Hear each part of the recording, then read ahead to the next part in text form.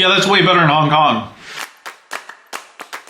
I once swore I'd never make food content. Hong Kong changed that. So much of the culture of Hong Kong is the culture of food. It's reflected in the speed of the service, the mixing of cuisines, the oftentimes confusing customs, and the world-class level of cooking. It's fast, elite, and a way of life. In this video, we're going to show 6 local places to eat in Hong Kong, some select dishes they're known for, what it all costs, and some interesting stuff about the restaurants in the area.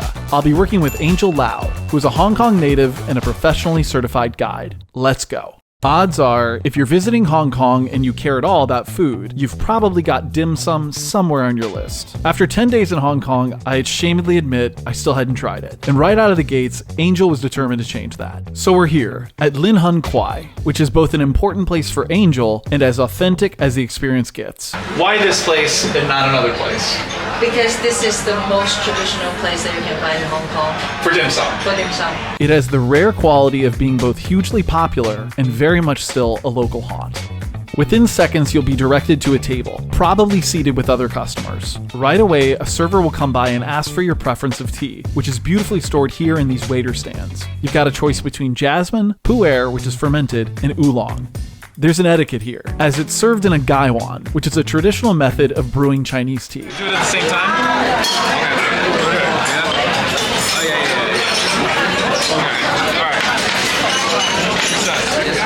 The restaurant is known for classic Cantonese dishes, like duck, steamed pastries, dumplings, pork, and things of that sort. Today, we're ordering whatever Angel can hunt down. So here's how it works. When you sit down, you're given an order card. So this is our ordering card. Right here you can see like different columns. It's represent different price tag, price range. As the trolleys come out of the kitchen, it's fair game on the floor. If you see something you want, you can immediately lock it down. The servers will come by your table with the trolleys, but there's no guarantee that all the dishes will still be there. You sometimes literally have to run to the carts to get what you want. You never quite know what the next trolley is going to be, so it makes it fun and absolutely a challenge. The flip side of the chaos is the food is unequivocally fresh. It just simply doesn't have the time to even get lukewarm. There's too much demand. First time. All throughout the meal, Angel was hunting down her favorite foods. No idea how happy I am. Like,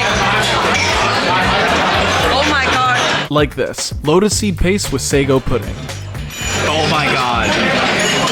So this is the lotus seed paste, and you can see the sago with the custard. Yeah. Bon appetit. It's so much lighter than it looks.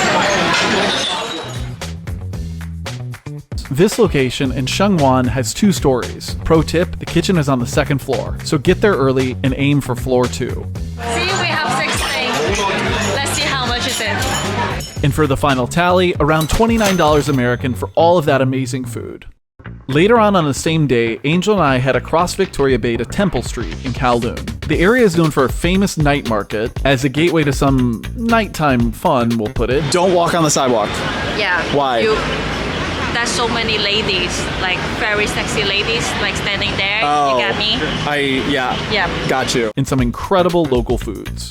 We're here at Hing Kui restaurant, which is one of those places that you just instantly know is going to be absolutely freaking great. It's got the look, the sounds, and the total vibe.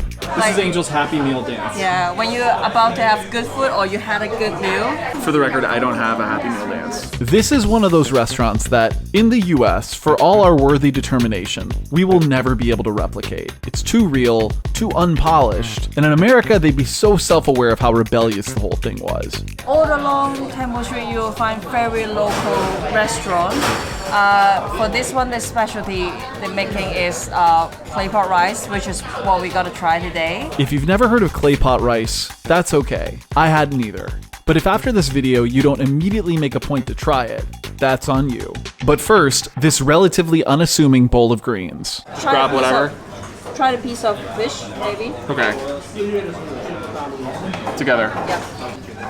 It's like salty, a little chewy, a little bit of crunch. but it's really, really edible. Like, it's not weird. I am not joking. This immaculate bowl of green and salty and crunch is now in my personal pantheon of favorite foods. Where, oh where can I find this in the US? This is no joke one of the best things I've eaten all year. This is insanely good. I hope it looks good. And now, the star of the show. Look at that. If that isn't everything you've ever wanted to eat in one pot, I don't know what to tell you. And usually we will like cover it up for a while. Just wait for how long? 2 minutes. 1 to 2 minutes. That's it? Yeah. Okay.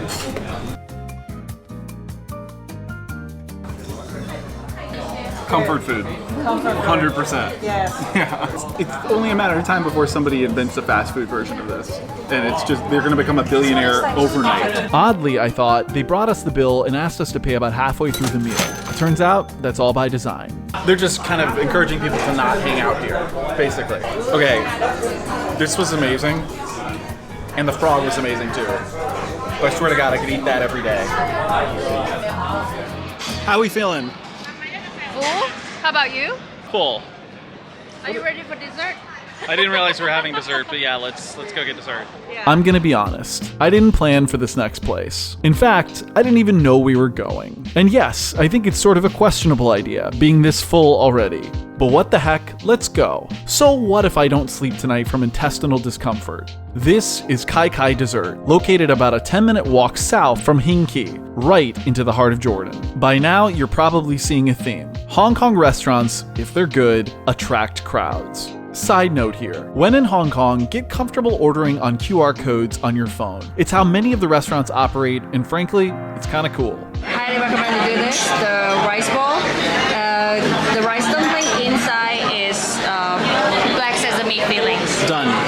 Do it. Kai Kai Dessert is known for traditional Chinese sweet soups. And when I say known, I mean well known. Ginger soup is a little bit spicy, right? Yeah. Yes. It almost tastes like something you would eat when you have a cold or something. The broth, no joke, is almost medicinal. But if you're a glutton for punishment in the name of burning sensations in your mouth and throat, you'll love it. I know I am. It was really, really good. Even that you're full with the dinner, you're still able to eat that, right? Yeah, no problem. Although I did see in the photos you took that I have like an extra tire around my midsection. When was the last time you came here? My last tour. Wait, was that like 2 days ago? Last week? Okay. Last week. Alright, one more bite. Alright, let's get out. We literally just beat a massive rush. Every single day is like this. That's right, because you come like 5 times a week, right? Yeah.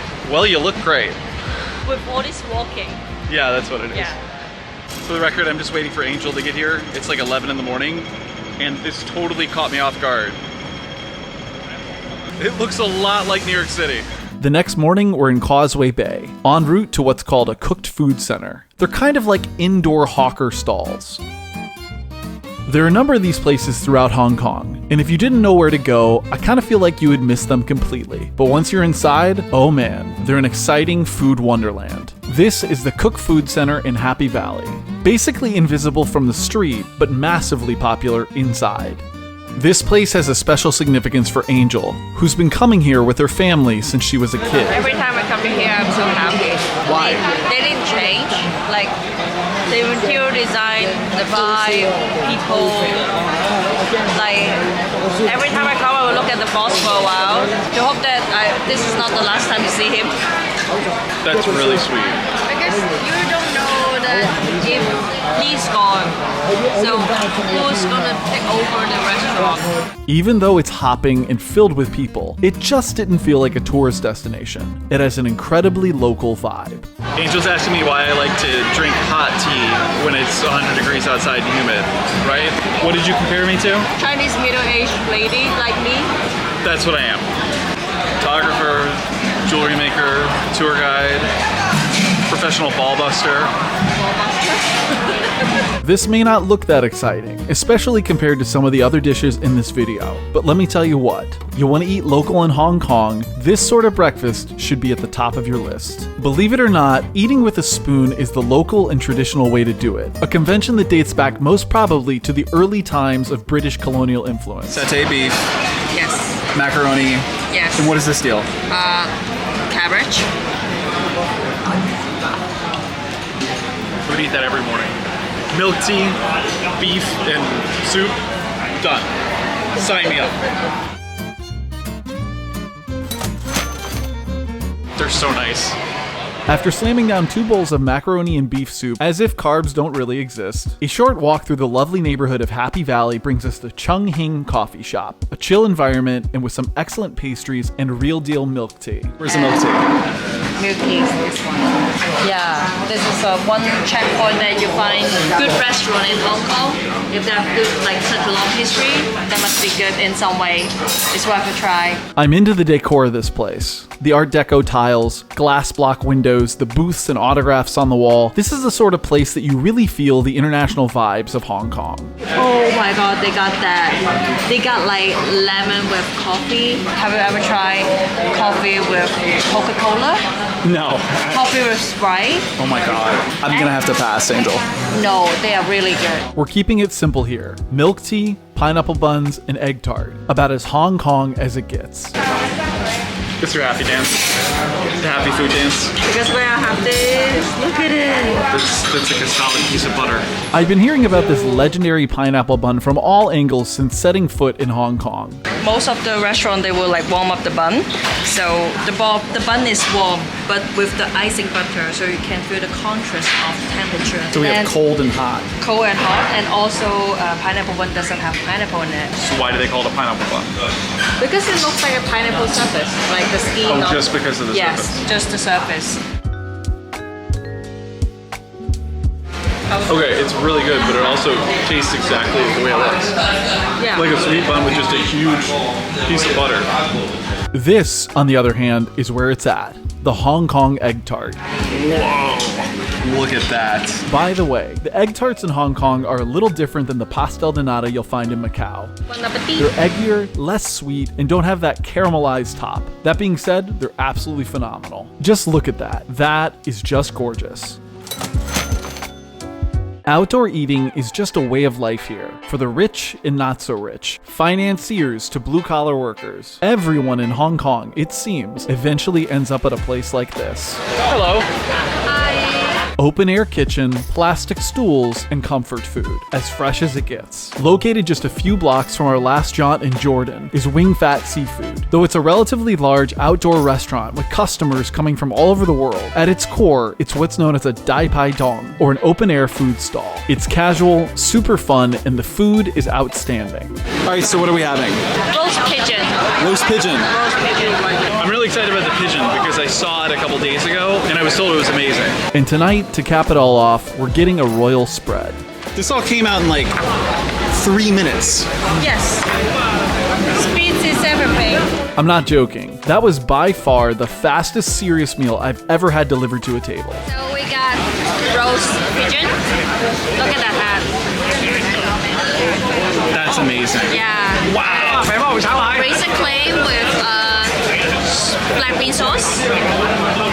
Chinese broccoli. Chinese broccoli. Yeah, Chinese broccoli. Duckfish with spice sauce. That is, wow. Yeah. It's so good. It looks good, it tastes good.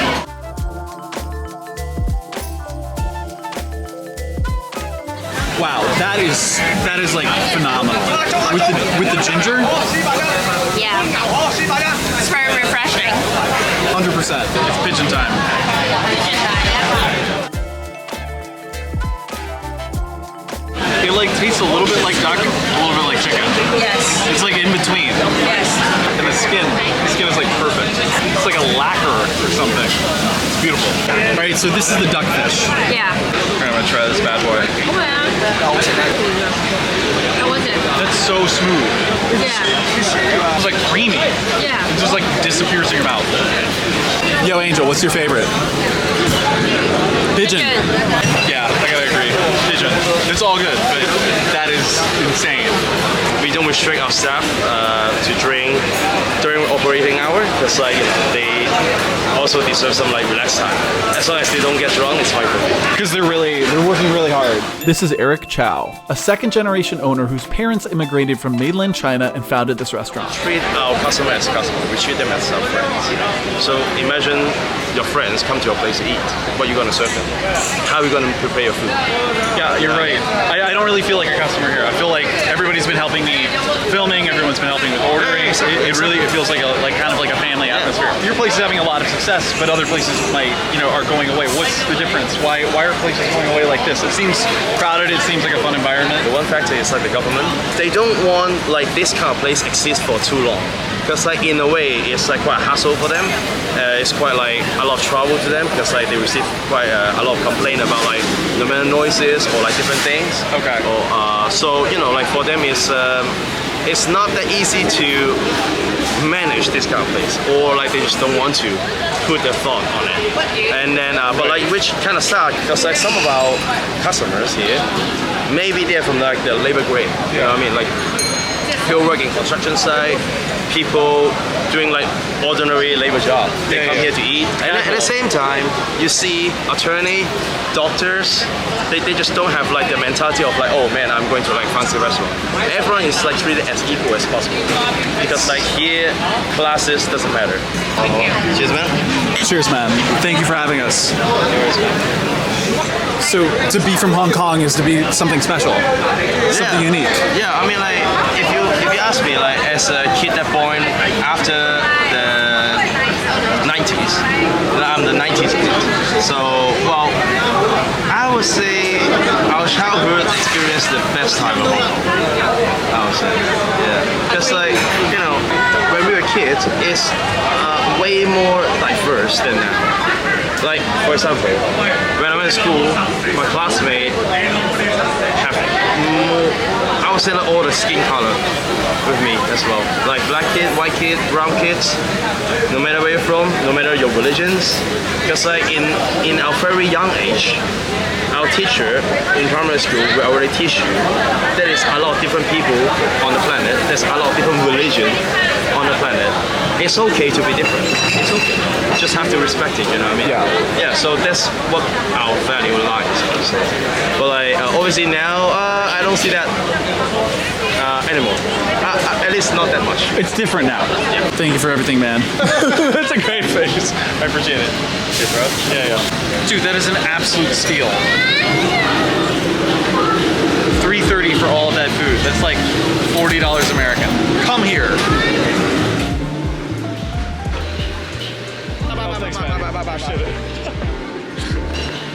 This is my favorite moment in Hong Kong. Can I ask you first? What is your favorite meal of this video? Well, the one we just had, clearly. The one we just That was had? amazing. Yeah. Sitting on stools, eating seafood, talking with the owner, and bringing over beers. That's when I think of Hong Kong, that's what I want. Which dish is your favorite? Favorite dish overall? Favorite dish. Yeah. Just a big freaking mug of milk tea. Milk tea again. I'm serious, I love it that much. Yeah, that's a milk tea guy. Milk tea guy. Okay, so this is actually a very special day. Tell the camera what happened today. So I passed my tour guide license today. The examination was passed, and finally I got the official license. The pass rate is 20%, and then I took 3 times, and the third time I got pass. And you literally found out this afternoon. Yes, 3 hours ago. That is something to say. Yay! Mission complete. All these restaurants that I took you to, they are all related to my childhood or my experience about Hong Kong. So I can show you the Hong Kong that I know from the back of time, because Hong Kong changed a lot. Yeah. Yeah. Thank you. You're welcome. Hey guys, thanks so much for watching. If you like this video, liking, commenting, and subscribing goes a long way towards helping this channel. Big thank you to Angel. If you want to hire her while you're visiting Hong Kong, she has all sorts of tours available. I'll put a link in the description below. See you next time.